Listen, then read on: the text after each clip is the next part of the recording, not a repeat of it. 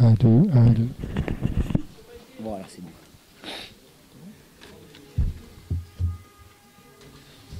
Nico, elle fait du bien celle-ci. Ouais, bah, les victoires font toujours du bien. Les victoires font toujours du bien. Après, elle a été acquise dans la souffrance. On a fait preuve une fois de plus dans l'entame de match de réalisme. Il faut mettre en avant la performance de Koro qui, dès sa première occasion, met au fond. Il a beaucoup travaillé dos au but. Il nous a calé des ballons importants. Donc c'est important qu'il reste sur cette série de 4 buts en 3 matchs. Et après, ça a été bien sûr une victoire collective, mais sur des matchs, il faut être capable de reconnaître que certains ont été très performants.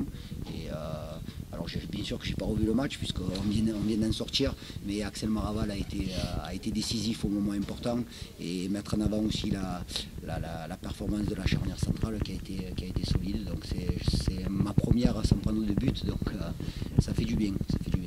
Cependant qu'il quitte sa dernière place qu'elle n'avait pas quittée depuis la 9e journée. Ouais, ça aussi on y croyait la semaine dernière, on n'a pas réussi à quitter cette fameuse dernière place la semaine dernière.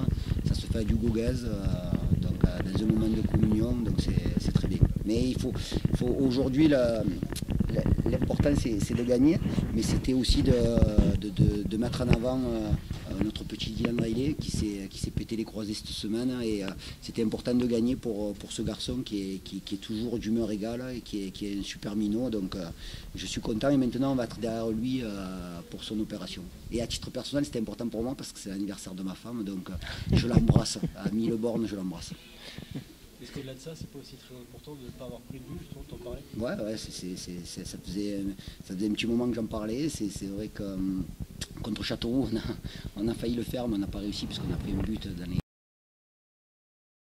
Maintenant, il faut beaucoup travailler sur pas mal de plans, mais notamment sur la maîtrise collective du ballon, où on a encore eu pas mal de déchets, même s'il y a des enchaînements qui ont été réussis, mais on doit faire preuve encore plus de maîtrise collective.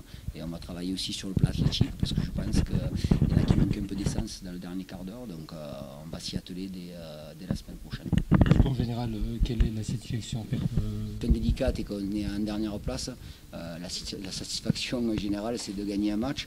Après, c'est justement, je le répète encore une fois, c'est de ne pas avoir pris de but. Et lors de la causerie, on avait mis en avant justement la gestion des temps forts, où il fallait être réaliste et efficace, ce qui a été fait, et la gestion des temps faibles, où on a quand même pas mal souffert pendant ce match, et on a réussi à faire le dos rond. Alors ça s'est joué sur des arrêts d'Axel Maraval, et ça s'est joué sur une solidité, une cohésion collective dont on est à la recherche depuis pas mal de temps. Donc c'est bien, c'est des signes positifs. Il faut aussi penser que ce genre de victoire, ça doit faire du bien sur le plan psychologique, parce que sur les 4 derniers matchs, on est quand même performant, puisqu'on bat Châteauroux, on bat ce soir Pau, on était allé gagner à Chambly, et on fait match nul à Épinal. Bon, alors il y a eu le contre-coup de Consola sur ce match en retard que j'ai pas encore avalé.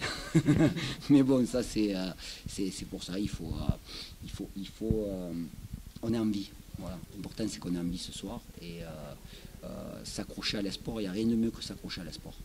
Et quand on regarde, alors certes, on va dire, on prend chaque match après chaque match, Voilà, mais quand on regarde, ça se resserre sérieusement, j'allais dire, plus qu'à 6 points normalement du premier non relégable. C'est très bien, maintenant il va falloir enchaîner, il va falloir faire une fin de saison, on pourra employer le mot de monumental, mais...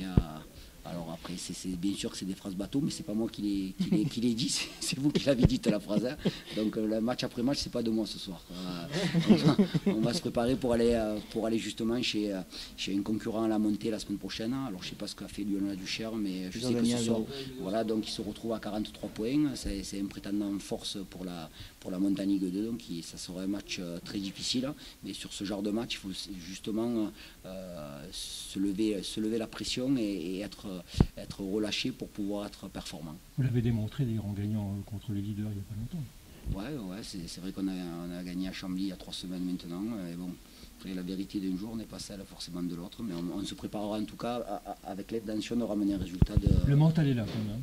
Ouais, le mental est là, mais sur ça, j'ai jamais douté. C'est simplement sur le contenu. Le contenu a été parfois frustrant, parce que j'estime que quand le contenu est là Généralement, à 80%, le résultat est là. Donc, il faut surtout pas faire le chemin inverse de dire il faut gagner des matchs. Non, il faut d'abord être bon.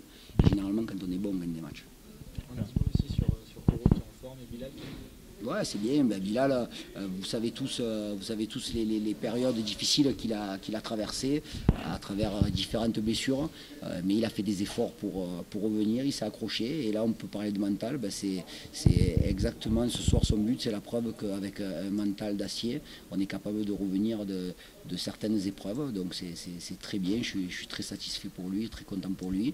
Quant à Koro Koné, c'est un garçon qui est arrivé au mois de janvier, qui s'est blessé juste avant le match de Concarneau. Mais je peux vous dire, pour avoir été témoin de ça, parce que je passe de longues heures à Montvilliers, et c'est un garçon qui habite dans le château de Montvilliers. Donc il était en permanence en salle de soins ou en salle de musculation. Et c'est pour moi, c'est ce que je recherche comme joueur. C'est ça. Au-delà de la performance ou du fait d'avoir été efficace ce soir ou les 15 jours précédents, c'est d'avoir justement ce style de joueur et cet archétype de joueur qui est capable de beaucoup travailler pour se donner les moyens de réussir. Voilà. Le caractère aussi. Bien sûr, et c'est un garçon de caractère, mais c'est un garçon qui est très discret, qu'on n'entend pas beaucoup.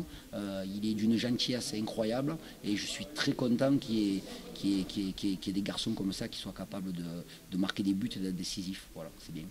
Qu'est-ce qui fait qu'à un moment donné, si on prend l'histoire de cette saison, ils ont été très mauvais et les moments ils ont été très bons? Est-ce que vous l'avez analysé, ça, les raisons pour lesquelles à un moment donné on a...